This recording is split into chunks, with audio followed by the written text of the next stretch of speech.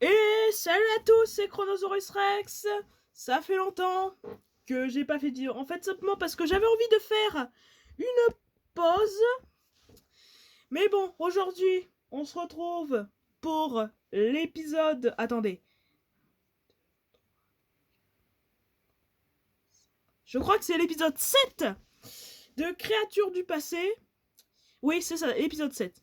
Aujourd'hui, on va parler du Mégatherium, aussi appelé paresseux terrestre géant. Donc, Mégatherium, ça veut dire grande bête. Et vous allez voir pourquoi. Il fait partie de la famille des Mégatheridae. Il vivait au Pléistocène entre 130 000 et 10 000 ans et vivait en Amérique du Sud.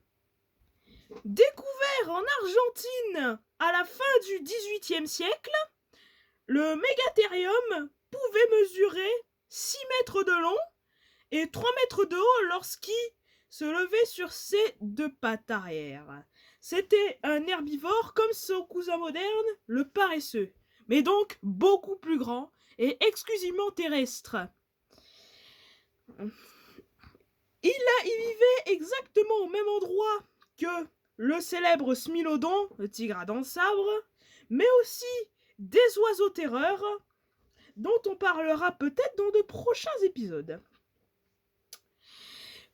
Mais on a aussi retrouvé des galeries appartenant au Mégatherium, de véritables grottes qu'il a creusées et qui faisaient 3-4 mètres de haut.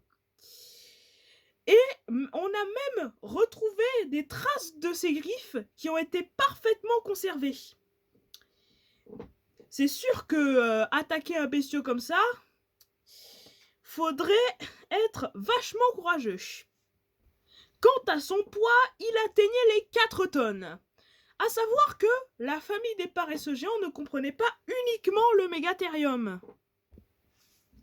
Il y avait aussi, par exemple, l'Eremotherium et le Glossotherium, qui, eux aussi, croisaient des prédateurs pas du tout commodes. Mais bon, pour en revenir à notre Mégatherium, sachez que malgré son nom de paresseux géant, il n'est pas l'ancêtre du paresseux, mais juste un cousin. Ce lien de parenté s'appelle la phylogénie, pour le petit côté scientifique. Mais votre question que vous posez certainement, c'est pourquoi est-ce que le Mégatherium était aussi grand? Réfléchissez un peu.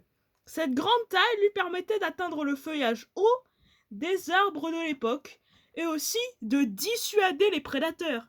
Surtout quand on vivait à côté de prédateurs comme de gros félins et des oiseaux gigantesques.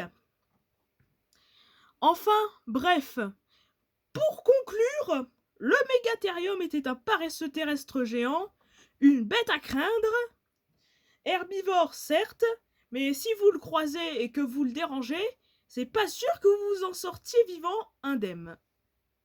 Passons maintenant au visuel de la carte.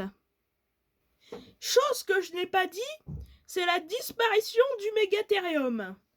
On pense qu'elle est due au changement de climat. Mais bon, pour en revenir à la carte a pas mal vieilli, mais les doigts sont un peu trop grands à mon goût. Et surtout, ils appellent juste ça paresseux géant. Mais bon, dans Creature Features, on précise bien le nom scientifique, c'est déjà ça. Ouais. C'est juste les mains qui me font un peu bizarre. Passons maintenant au Mégatherium dans les médias. Le Mégatherium, oulalalala, je disais, le Mégatherium, pardon. Non, je vais dire, oh là là, bon, je vais le dire une bonne fois pour toutes, le Mégatherium a une apparition très importante dans le documentaire Sur la Terre des monstres disparus, où il va bien se défendre contre des Smilodons.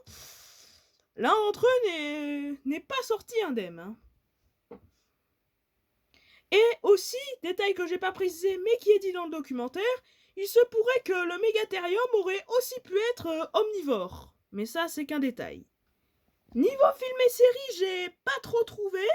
Donc du coup, on passe directement aux jeux vidéo avec Ark Survival Evolved, où il est plutôt stylé, mais va savoir pourquoi. Là, il est rouge. Il apparaît aussi dans le pack Animaux préhistoriques du jeu vidéo Zoo Tycoon de 2001. Puis dans sa suite, où son design a tarpin changé, dis donc.